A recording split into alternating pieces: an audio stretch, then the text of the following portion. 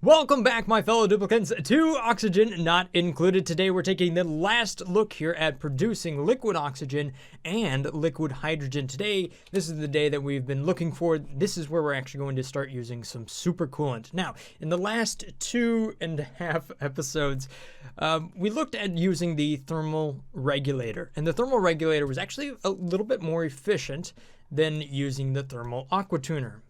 However, the aqua tuner is a little bit more space compact thing. But the thing that really kind of was a negative with the thermal aqua tuner was simply how fussy it is to actually get up and running, because you need liquid oxygen to run to the thermal aqua tuner, which then has to run through pipes that are pre-cooled. So the only way to really do this is to use a thermal regulator to pre-cool everything with hydrogen. So it was a pain in the butt. However, supercoolant is one material or one liquid that we can use that has a massive range of temperatures that it will remain a liquid in.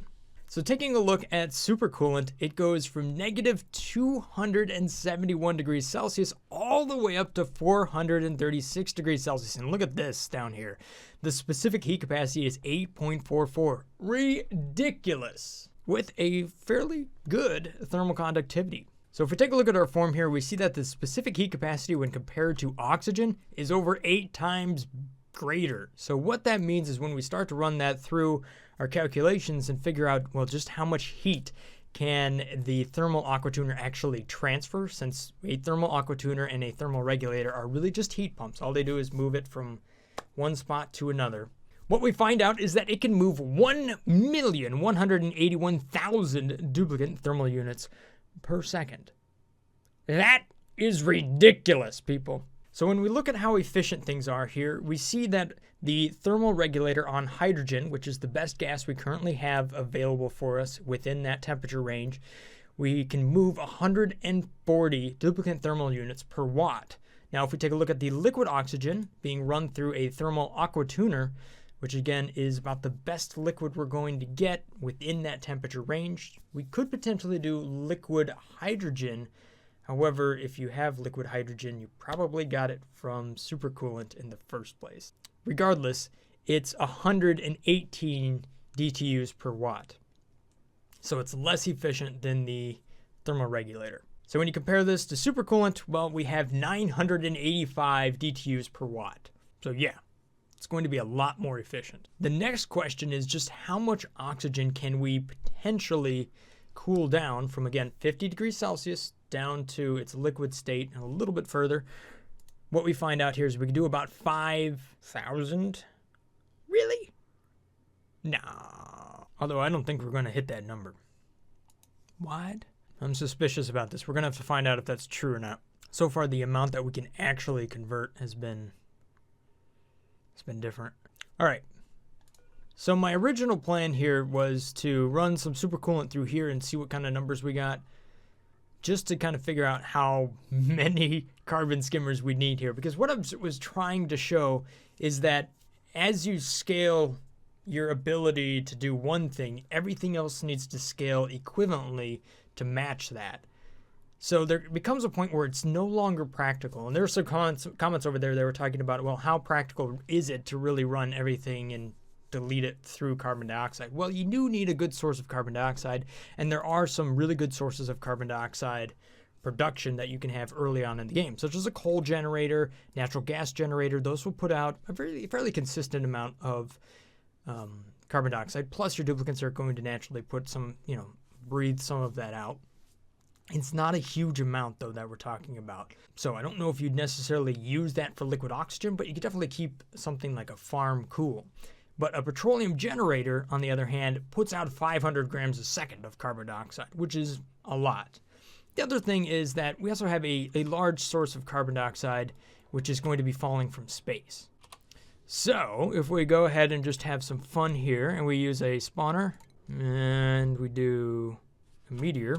So once we get a little comet in, look at that. So that's a dust comet, and you can see just how much carbon dioxide is being emitted from that thing. So what you can do is when you have a meteor shower, you can actually put some pumps out there and suck in carbon dioxide if you want to. Plus, if you happen to be launching rockets, you'll have a ton of carbon dioxide. Benefit of that is you are getting more and more dirt.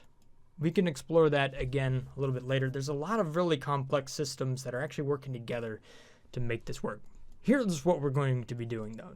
Today we're actually going to go ahead and use the steam turbine. So this is a step up on our way to delete more heat from our base, which is, in my opinion, the sole purpose of the steam turbine today. It's not really that great for generating power, but we are going to use it in this mildly exploitive way over here to recirculate the steam around and around so that it runs and will run continuously.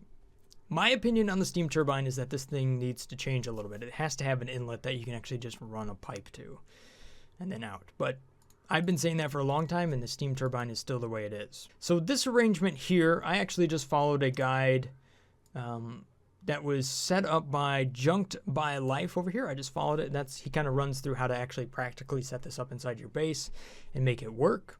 So if you're curious about that, I'm going to have that link in the description below. You can go ahead and check that out. So the main thing here is this is a method that was explored by a lot of people on the forums and whatnot. And essentially what we're going to do is we're going to use this hydrogen, which will be compressed up here at the top. And what that is going to allow us to do is take the heat energy, convert our water into steam, and then that steam will run up through the steam turbine, and the motion that it runs through this side over there actually causes it to create a low pressure and a high pressure situation so that it can just keep going around and around so long as you have enough heat to power the thing. So where are we going to be getting that heat from? Well, we're going to be getting it from our thermal transfer over here. So if we look in the background, I'm going to pump in some super coolant here to this tank, and that's going to run through a loop. So it'll go up, in, and it'll come through a temperature check right there. So if it's too warm, it'll then run through the aqua tuner right there, and that'll pump the heat out of the liquid inside the pipe and into the chamber behind it. After that, it'll continue on the loop and it'll run up through here. So this is where it's going to be coldest. So we're going to run the gas pipe over here, which is running oxygen. So this will be the coldest oxygen. So we'll crank this one up to its max first, and then we'll kind of come over here and we'll crank this one up to its as much as we can go from there on to see just how much liquid oxygen we can produce in this area. Then it's just going into this little bowl down here, which we can then eventually pump out if we had the hydro sensor at a certain point right there. But the liquid is also coming right back down here to the bottom so that we can kind of control just how cool that liquid gets as we're filling up its chamber. So you want the liquid to be below its evaporation point by a safe margin so that when you do go to pump it out and pump it into your rockets or wherever you're going to use it, that it has a little bit of range so it doesn't accidentally break inside the pipes. So that's the whole reason that I'm doing this right here. As far as how I'm getting power to this, essentially I'm just bringing it in from a massive bank of hydrogen generators over here. So that'll come in, and then it gets distributed. So the power system is actually pretty simple. So we have power running in. This is big heavy watt wire. And then I have a couple of transformers to run the gas pumps and some of the other sensors and pumps that are here. But for the most part, everything just runs on a heavy cable. So this thing does spike a little bit above 2 kilowatts. And since we don't have a 4 kilowatt wire, which is unfortunate, well, we kind of got to run the heavy joints. So that's what's happening there. As far as the materials that are inside of here, I just kind of went all out. So this stuff is made of thermium, people. Like pretty high class. It doesn't necessarily need to be made of thermium, but it does need to be made of hot stuff. So let's just compare this real quick. If we had niobium, that'll give us some temperature. Then if we have steel as well. So you can see that steel is potentially the lowest we could possibly go for this aqua tuner. Its overheat temperature though is at 325 degrees, so you could run the risk of that starting to damage itself. If you're at the point where you have super coolant, that kind of means you've been to space and back.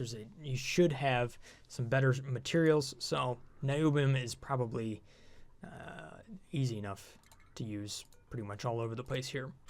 But this is a max out build, so I went with maximum materials. Everything here is insulation tile, you know? Even the doors are made of thermium, because why not? What I'm doing here is a door lock, a thermocoupler door essentially. So just to kind of show you what happens here, if these were to be all closed, then the heat energy that's from over here would be able to transfer through to your base. But if you set this up on a cycle, a sensor cycle, so that when you run through it, this door goes closed and then opens again, what you end up doing is deleting all of the gas that was inside of here and leaving yourself with a nice empty chamber. Plus, we're feeding water in from a bottle emptier over here, so you just create a puddle, open the doors, and then get some water in there or something like that. So this is starting with a puddle at the bottom. There's other ways, as Junked by Life was talking about, how you could potentially fill that chamber with water, because there's a certain ratio that you want to maintain. I believe it's 130 kilograms down here, and then about 2 kilograms of hydrogen for each tile right there. So you can just use a gas vent, fill it, and then drip some water in until you get to that point. Okay, so let's power it up and see what we can do here. I have these. They're going to be set to nothing.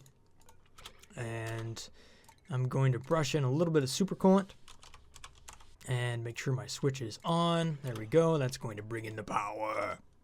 So you can see how this liquid loop here is populating. I'm just using a bridge to go through the loop like that. That should actually be above negative 250 degrees Celsius. Actually, that should be above negative 200. We're doing oxygen, not hydrogen. Oh, and I'm missing an automation wire. My bad. There we go. So, okay, so here's what's happening. The loop is running through here. It checks its temperature since it's only at negative 19 degrees Celsius. It skips on over and goes through the bridge, goes through the tuner, goes back out. So when we run this fast, we can kind of see that this loop is going to keep going down in temperature. At this point, the pipe is blocked, so this pump here doesn't do anything else. It just kind of waits for anything else to happen. So this will not really fill up. It's just the only amount of liquid we have inside of here is the liquid we need. You can see that the temperature that's happening, we're having a very rapid transfer of heat. So we've now steamed up all the water there. And by the way, the batteries and everything over here are made of at least niobium, but in my case, thermium. And there's a little bit of oxygen in there just to kind of keep everything cold enough to function, which is going to be very hot, but you get the idea. So the super coolant, it keeps going down in temperature. We're down to negative 70. We'll let it run a little bit faster. You can see that it's going down, it's going down. It has to cool a lot of these metal tiles to begin with. I guess you don't necessarily need the metal tiles. I just thought they'd be kind of cool, so I did it. Plus, I figured if the gas is going to come out, then it's going to make contact with these tiles and just, boom, go straight to a liquid. All right, so for the temperature here, we just finally reached the tipping point for the steam turbine. So you can see that it's heating up. And voila, it's up and running. So here's the weird thing about the steam turbine as it is currently. It's saying that the input is blocked, and yet it's still running, which is one of those weird things that just happens with this steam turbine. But what's happening here, the bigger picture, what's happening here is that the heat is going from here, it goes across the steam turbine, and it drops the temperature of the steam that's going across it, giving us 2 kilowatts of power as it's doing that. So by restricting the inlet, one, we're restricting the amount of steam I guess it needs to run, and yet it still runs. And we're also deleting the heat that we're taking out of the oxygen through the use of the thermal aqua tuner. So you can see that this thing does not necessarily run 100% of the time. It kind of bounces back and forth. I think what it means is I need a little bit more water. It makes funny noises too. I'm gonna add 20 kilograms of water. I think the idea is to pretty much get this to where it's just hydrogen and then have steam right below it. Yeah, so there we go. Now it's just running a little bit better. I might give it a little bit more water. Just, there was a little bit more. Yeah, see, now it's nice and stable. So instead of 130, maybe do 160 kilograms of water down there. Okay, so now we're just waiting for this to cool down enough to start liquefying the oxygen. And what we're going to see here is that once this loop starts to run this way, in order to keep any interruptions, we don't want to have any gaps in this loop because that'll be an inefficient thing.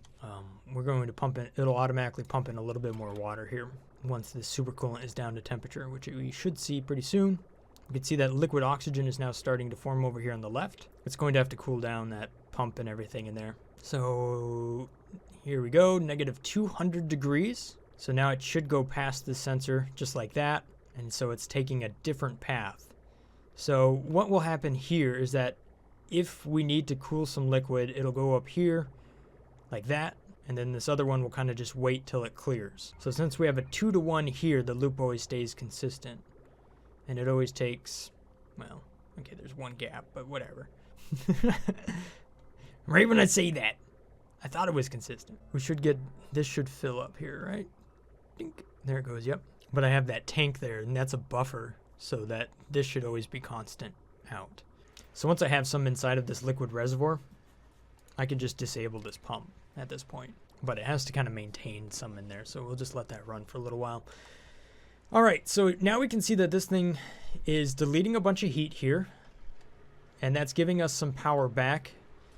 And at this point, what I need to do is bring in more oxygen, because at this point, I'm not really cooling anything down. So let's speed it up. Right now, all it's doing is not, well, it's really not doing anything. It's just kind of apparently becoming its own inefficient system because it's not cooling this down, and yet it still gains a little bit of heat. But I think we're adding more super coolant that's actually not cool to begin with. So if I disable this pump at this point, now that I have a little bit of inside of here, what I should see is that this thing just never really goes through the aqua tuner. Now this is because we have super efficient materials that we're using here, right? Insulation, no real thermal loss as far as its insulation factor right there. Thermal conductivity of basically nothing. So this system should be as close to 100% efficient as we can get. So now when I go to pump in oxygen, we'll be able to see just how much we're going to be able to produce. So here comes 1 kilogram of oxygen per second. It's pumping into this one over there, and we can kind of see the temperatures. So the metal tile did go up a little bit, but you can see it's just raining oxygen at this point. And then the steam turbine is up and running, so it's like, hey, and then it isn't hot enough. So it's only going to run once we've soaked up enough heat from this oxygen over here. And we can also see the liquid loop, since it's not constantly running through the aqua tuner right there. You know, we're not at its maximum capacity yet. So let's try 1.5 kilograms. So that's 3 pumps worth. So that's all the oxygen we're throwing in there. You can see that it heats back up, and then all of a sudden it's going to run. So my ability to cool and dissipate that heat is still greater than the amount of oxygen I'm putting in. So let's take that up to 1,700. I can't say one number and type another. Let's see what almost 3.5 pumps worth, whatever. Yeah, look at all that oxygen. So once again, we're not heat soaking the system. So we have a greater ability to dissipate the heat or delete the heat than we have the amount of heat that's going in. If you can keep up with this one. Yeah, we're going to slow it down just a little bit. So let's try a full 2 kilograms a second. Yeah, buddy, look at all that oxygen. Get that. This is the magic of super coolant. So what I'm looking for is the point at which we are constantly going like this through the aqua tuner, constantly going through the aqua tuner, and it never stops running. Because at that point, at that point, the aqua tuner can't keep up with how much oxygen we're pumping into this area. It's possible I could do some math here, count this, and figure out the duty cycle of that thing to figure out how close we are to that point. But I'm just going to add more pumps and figure it out that way. So even though we're running 4 oxygen gas pumps right here, doing 2 kilograms a second, we still are a long ways off. Well, I don't know if we're a long ways off, but we're not there yet. So if we look at the reports here, the amount of power we used yesterday was 831 kilojoules, but we produced 994. So of that 831, 646 kilojoules was reclaimed by the steam turbine. So we only had to add an additional, whatever that remainder is, with the hydrogen generator, which is over here. So here, if I disable a bunch of these and I lower this to like 90, I think I can get rid of that inefficiency. So if I get a range but nothing's full, then it should work. Oh, you know what it is? It's charging backwards from the steam turbine. So I just want these to pick up when the battery gets low. Aha. Nothing down here is running, right? Okay, so while I'm trying to get some numbers there, let's go ahead and expand this to see just how much more oxygen we can pump in here. So if I'm doing my math right, then we should be able to handle anywhere from 4, maybe even up to 5 kilograms a second. There's some potential inefficiencies that might find its way back, but we're going to find out here. So I should definitely add a lot more pumps. How am I even going to route that many gas pumps over there? Oh man, who knows? You know what? I'm going to move that down a little bit. All right, we're just going to have to kind of throw clean and tidy out the window here. This is going to be insane. Over there, you can come up over here. I found like the best way to connect a couple of pumps here, in my opinion, is to kind of do this number, where we just use the gas bridge and you go right like that. Boom. And it just works really good. It's nice and compact. So just like that. Doink. And then this will just have to run up like that. Alrighty, let's see what these reports look like. Previous day. What? Yeah, that's what I wanted to see. Look at that, 876, 869. Perfect. And you can see how much was added by the hydrogen generator. Just a little bit of energy, 75 kilojoules worth. Just a touch of power. Boop. You could do that with a manual generator. You could run this thing with a manual generator. Think about that. Barely. I mean, your duplicate would be running a lot, but still, that's pretty darn efficient. Look at that, day before. Okay, that was 117. A couple generators. Okay, so at this point, we need to go ahead and see just how much more oxygen we can get into this thing. So, I gotta add the other metal tiles here, like that.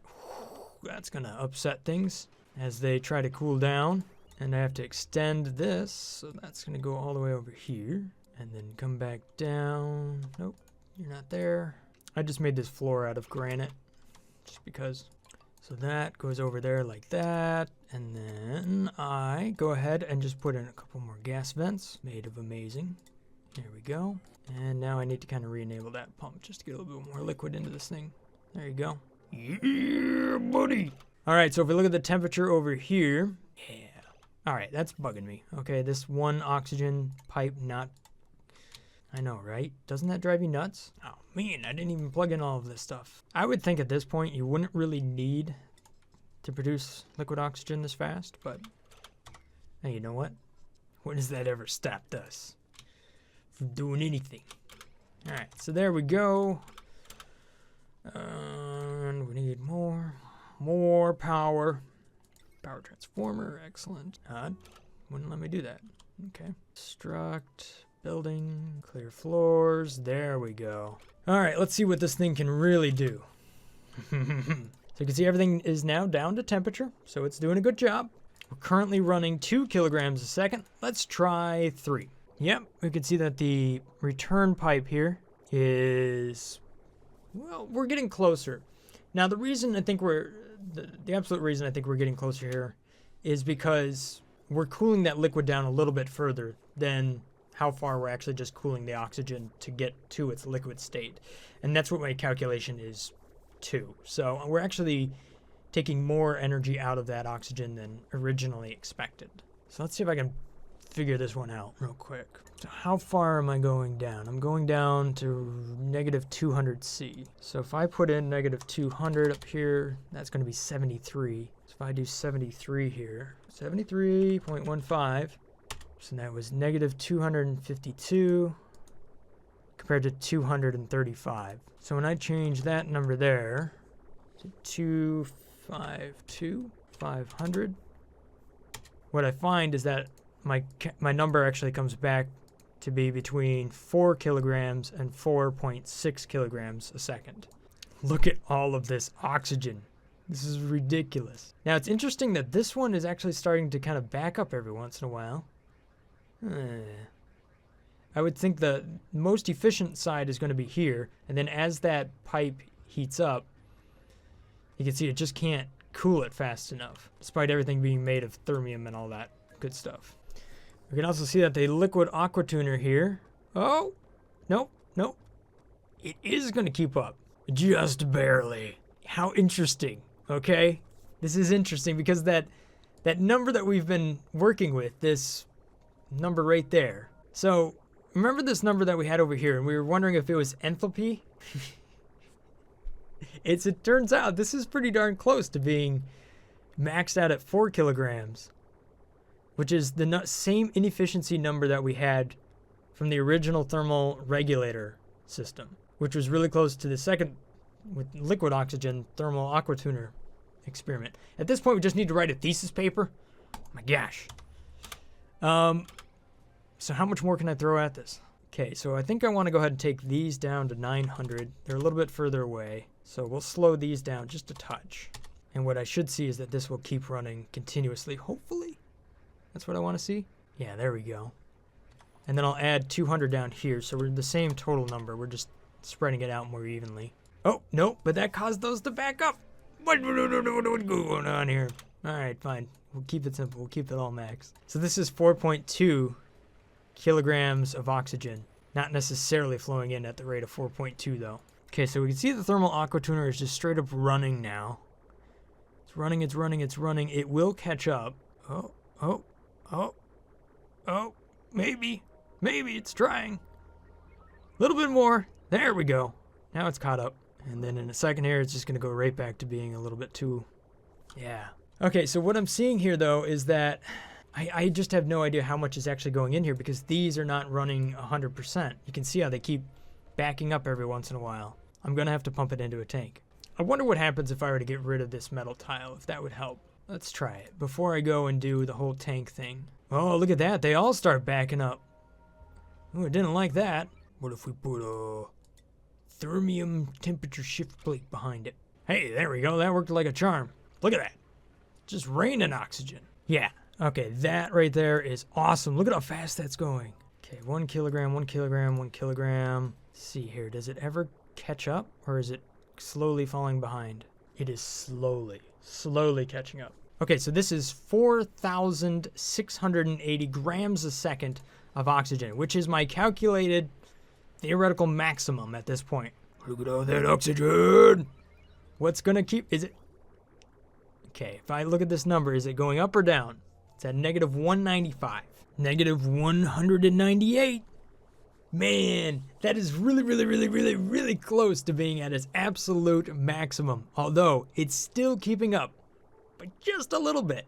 So it's slightly more efficient than even I calculated, but it's not much. Look at how slow that's going up. 199.4, and look at how much cycle we got going on there. Now 99.5.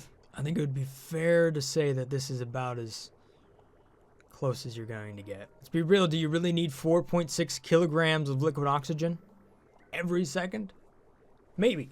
Maybe you've got a serious space program going on here, and that's what you need. That is awesome. All right. Let's take a look at the reports, how much power we're sucking down through this thing. Boom! What's going on here? We used up 2,000 kilojoules. We only put in 1,576. Yeah, the steam turbine's running 100% for 2 days in a row. But what am I seeing? How is this a net negative? What's going on here? And that we still have more enough power to do everything. What am I not? I put like 2 million kilograms of oxygen over here. And now I'm out of oxygen? What? Well, let's just see how much oxygen I got over there. 15 tons of oxygen. 15,000 kilograms. With some more on top that I haven't even calculated. So that's 10, 16, and 16,430 kilograms. I don't even know how, like, it's kind of an intangible number. Divided by one duplicant, obviously, well, that's not going to be too hard to figure out. It's enough for 164 cycles of oxygen. Well, that's maybe not that much. I guess each tile is compared to the base where I had 100 duplicants inside of it, that's like nothing. I guess I didn't have millions over there. Oh, I thought I had more.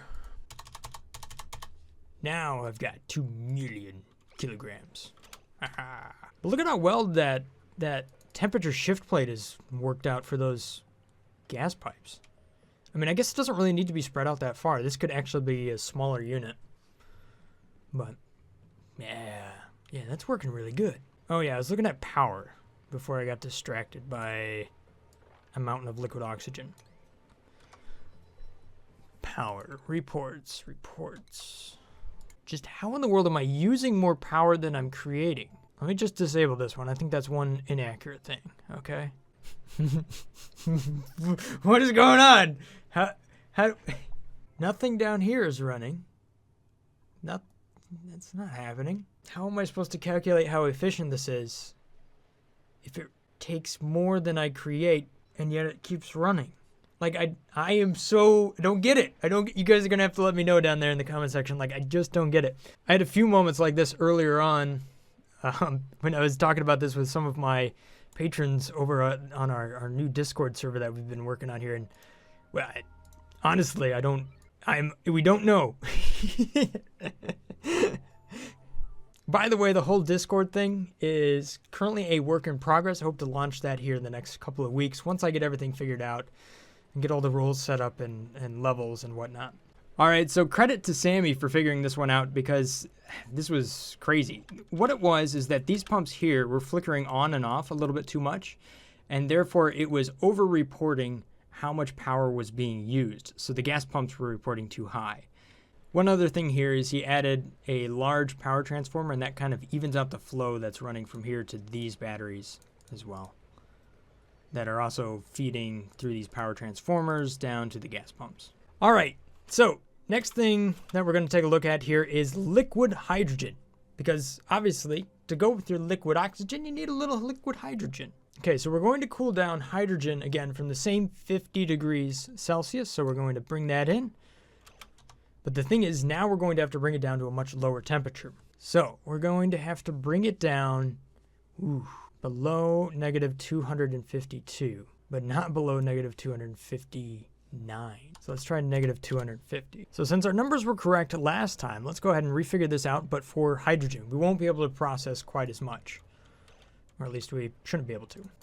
Re-enable all of that. Okay, so the question we answered up here is the same question we want to answer again, but for hydrogen. So question 13 is going to be how much heat to remove from hydrogen.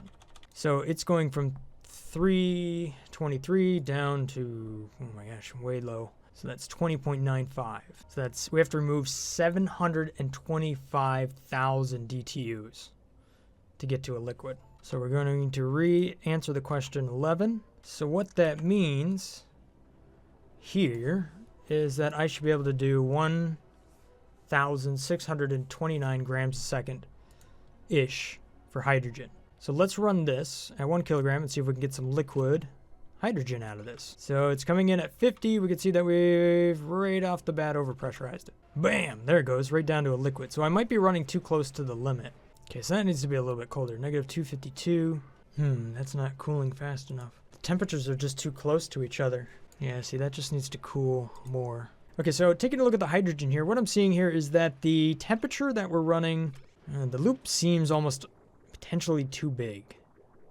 We're going negative 257, and that's when the delta between whatever we're cooling here and the hydrogen that's in this area is enough to actually bring the gas down low. Because you have to get it, remember, you have to get it 3 degrees lower than its phase change point. So in this case, if we keep going down a little bit further, so negative 256, we should see this thing start to keep running. But I'm afraid that we're actually going to end up freezing some stuff. Yep, and that's what's happening here. We're actually freezing the hydrogen.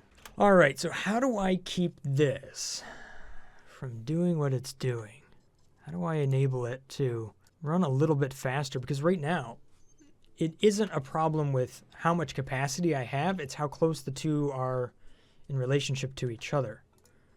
So it almost seems like this tile down here below shouldn't be there. Let's try that. Let's try getting rid of this. And then just going with insulated tile down there. Then if I run this at negative 255, we'll see the temperature drop. And then we can see that the temperature down here is negative 254. What if I go negative 256? You get a bunch of ice. Looks like negative 255 is about as good as I'm going to get. So this is 1 kilogram a second that I'm now pumping into here. And each one of these is moving at 200 grams a second. Whoa, whoa. It's not perfectly stable, but you can kind of see the liquid is forming over here and just kind of getting sucked down with it. It almost makes me think that this should have maybe some more temperature shift plates in it. That made a big difference last time. Of course, at this point, I've built up a bunch of pressure now. So now you're just pumping in as much hydrogen as I can go, and it's just going to remove as much heat as it can. But we're not going to cool that hydrogen any further than it actually can go. Unless, what is this? Unless we have a floor tile or something to take extra out. Oh, so now I'm back to that same thing. If I do this number and then put like a granite floor in, then I should be able to keep cooling down that liquid hydrogen a little bit further so that it's at a safe temperature. Okay, so working in a vacuum again, you can see that this is what we have. Temperature's not quite there yet. Okay, so now, now what am I seeing? Am I seeing that I am producing more power than I'm using by creating liquid oxygen? Hold up. What's going on here? Okay, so if I make sure that this is off, right? So the power is not running through here. We have 0 on this side, and we have a bunch of fluctuating numbers on that side. There's so many weird things going on today. It's such a puzzle. I mean, look at this steam turbine. It doesn't even know what to think about what's happening.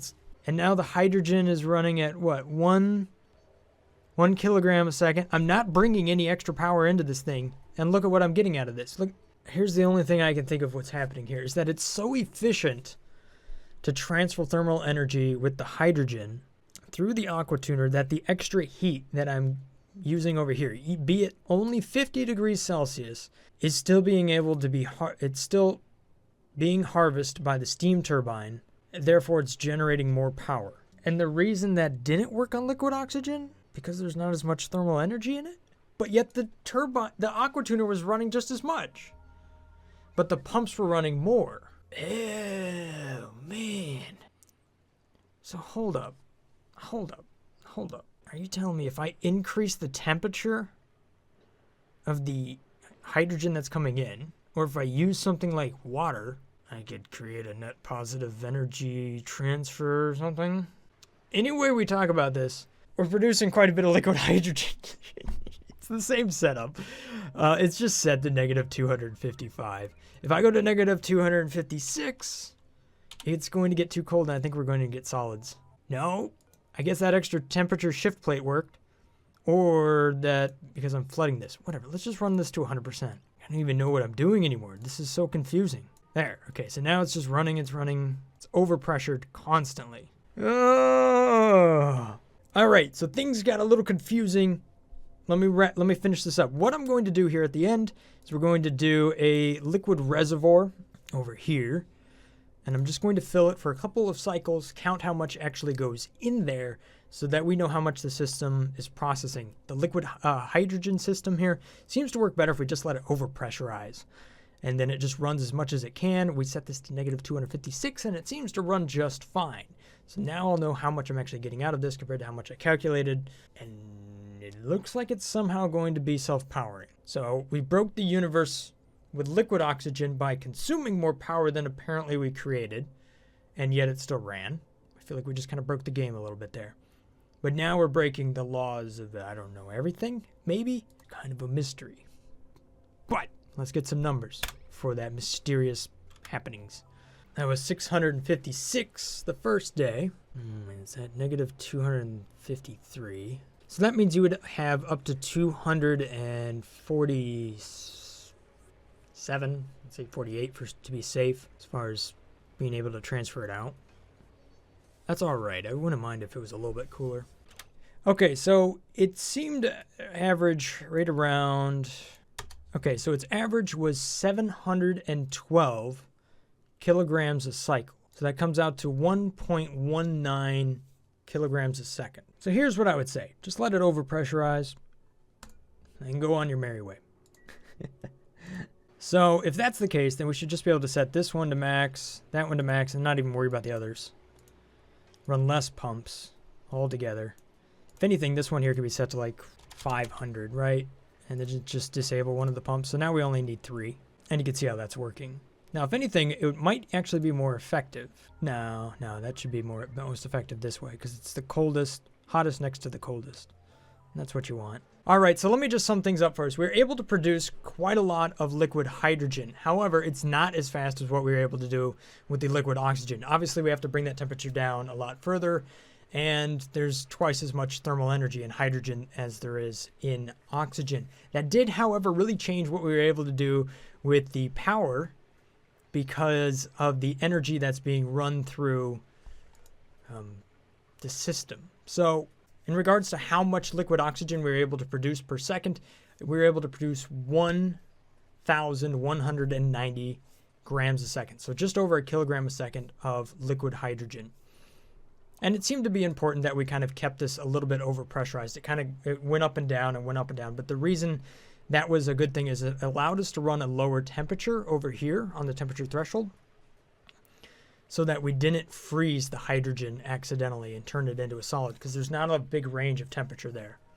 So by keeping that lower, we are able to basically convert more because we're able to increase that delta between the temperature that's running through the pipes and the temperature that's in the hydrogen itself. Okay. The other thing I noticed here is that this tank here is probably a lot bigger than it actually needs to be for liquid hydrogen. It was beneficial to have it this large for oxygen though. For the most part, I'm only using 2 vents here, so this could probably be truncated right down the middle. Now, talking about the power, well, this one is generating more power than it's consuming, so it's a net gain. Now, the reason I'm seeing that is because the amount of energy it takes to pump the hydrogen into here and how efficient it is that the thermal aqua tuner is running versus what we're getting out of the steam turbine all adds up to a net gain magically. Okay. So the previous cycle, yeah, we were getting a positive return on the amount of energy. We got 904 and then about 700 is used up. So a little less than that. 200 kilojoules a cycle. Actually, 253 actually to be exact, I guess. So it's a positive number. So if I wanted to test my theory here, by increasing the temperature that of the hydrogen that's going in, I should get more power out of it. So let's take hydrogen and we're going to take it up to 200 degrees Celsius. We'll produce less, which means we pump less. So we should get the same amount of power out, but we're putting less into the system. Okay, so there goes a bunch of really hot hydrogen, 200 degrees Celsius. And then we're going to start to bring that in. Over the next couple cycles, we should see that the net gain of power is going to go up. So not only are we getting liquid oxygen, which is useful, we're getting a little extra power. Not that you need extra power at this stage in the game, but so yeah, there goes that hydrogen in, nice and hot. And look at how much power we're getting out of this. I mean, it's still only going to make so much, right? But that's 100% uptime on the steam turbine. 480 kilojoules. Wait a minute. Wait. And the gas pump's 251? Okay. It was less, I was about to say.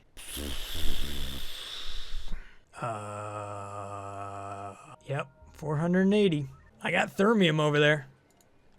Let's bring it in at 700 degrees. So maybe it just came from a volcano. We've superheated our hydrogen, only to turn it into liquid hydrogen at the end of the day. Uh-oh. I apparently didn't make that out of the right stuff. Oh, it was only niobium. My bad. That's okay. These ones are still good. All right, so let's watch this play out. 60, 70. It's just climbing like crazy. What? It wasn't as much. So it was better at 200 degrees, but not better at 700 degrees? There's so many puzzles in this video. It's incredible.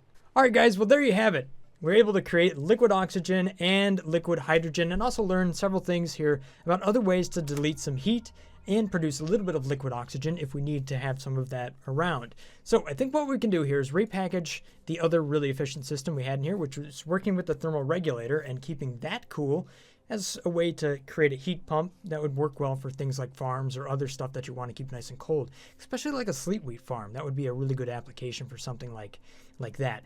And then once we go to really crank out a lot of liquid hydrogen and liquid oxygen, I mean, we could see that using the super cooling liquid is a very, very effective way of cooling things down just because of its thermal capacity. That is a new element in the game, and it is very, very powerful. However, we're cheesing our way around the steam turbine here by doing this trick with the hydrogen and the steam. And because of that, we're getting all sorts of weird power reports. We're actually able to get a net gain out of the thing. But we'll see how that works as the game progresses from here and if they change some things around the steam turbine. But as it is today, and as it has been for the last several updates, it remains a viable option to set it up this way, even if I do think it's an exploit. And at any rate, thanks for watching, guys. Have a great day, and I'll see you again next time. If I've earned your subscription, then thank you so much for that. Also, thanks to all my Patreon supporters. You guys are absolutely awesome, and anybody here that's been subscribing recently. Have a great day, guys. Stay awesome. Peace. Brothgar out.